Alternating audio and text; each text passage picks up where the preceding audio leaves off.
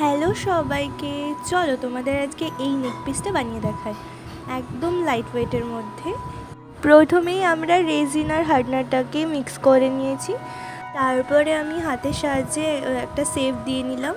দেখো, তো এরমভাবে স্মুথ করার জন্য পাউডার ইউজ করে নিচ্ছি, যাতে একদম স্মুথ হয়ে যায় ভালোভাবে, যাতে না চিপচিপ করে। তো এবার ওর ডানাটা বানিয়ে নেব। তো এভাবেই পুরো ভিডিওটা তোমরা দেখতে থাকো। ভালো লাগলে জানিও, লাইক কমেন্ট শেয়ার করে দিও আমাকে একটা। টাটা সবাইকে, আবার দেখা হবে অন্য কোনো ভিডিওতে। আর যদি ভালো লাগে তাহলে ইনবক্স করতে ভুলো না। টাটা।